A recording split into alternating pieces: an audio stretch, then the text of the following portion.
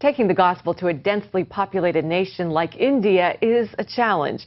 But one organization recently introduced millions of people to a life-changing message using billboards and TV advertising. The Power to Change Media Blitz reached more people in a few weeks than local churches could have reached in years. Stan Jeter explains how they did it. Hyderabad is home to India's high-tech industry. Many refer to it as the country's Silicon Valley.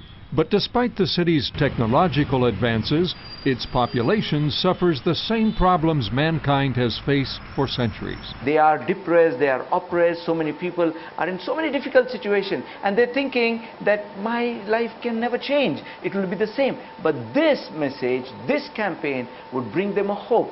Yes, there is a power that can change your life. These Power to Change ads appeared on buses, taxis, and billboards this summer. Radio and television commercials challenged residents to learn about the dramatic changes taking place in individuals like Peter Samuel, once an alcoholic and now a pastor. So I thought this is the best way to honor my God, who gave me a new lease of life 18 years back. So I found it a great joy to tell to the world that this was where I was. I would have died as a drunkard in some gutter where nobody would have ever realized who Peter Samuel was. But God picked me up from that situation, and He put me here. Such testimonies, dramatized through the Power to Change campaign, gave local churches a powerful new way for Christians to reach their city. Director Hanu Hauka says media campaigns can effectively saturate unreached urban populations. We're not bringing people into a stadium. We are actually, together with the churches, going out and targeting the whole city. 10 million people in a city, 10 million people are the targets. And by the time that 30-day campaign is over, we should have reached 90% of 10 million out of 10 million. Thousands of callers flooded the campaign's phone center, requesting the free book with stories of lives changed by God. We have 60 phones going pretty well, non-stop. By the time the campaign is over, we should have over 100,000 telephone calls of people who have specifically ordered that book that I just described. And we're talking about Hindus, we're talking about Muslims in the city of Hyderabad. It's something that churches have never, ever seen in that city. Participating church leaders already report new visitors, and they've also seen their own congregations become more active. And our youth, they were excited. At this moment, some of them are on their way, going to different houses and giving the books to those who have called.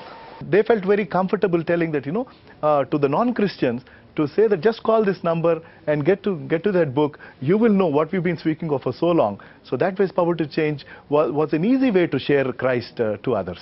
There are some people who visited our church because of this campaign and because of the giving of this book.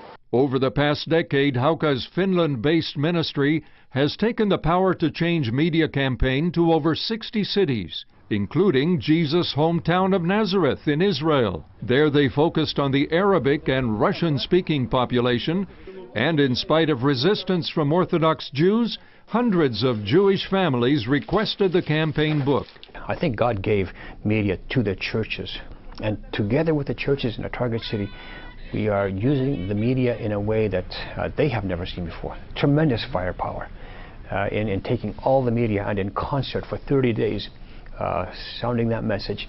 It's something that has not happened. As the Hyderabad campaign winds down, Hauka is planning similar media blitzes for Iraq, Nepal, and one more Indian city this year. He urges churches everywhere to use all the tools available to spread the gospel. And I can tell you, Moses will not rise from the dead, neither will David, neither will Joshua, to fight our battles. It's either us, the body of Christ in this generation, or it's nobody. We are plan A. That's the good news. And the bad news is there is no plan B. Stan Jeter, CBN News.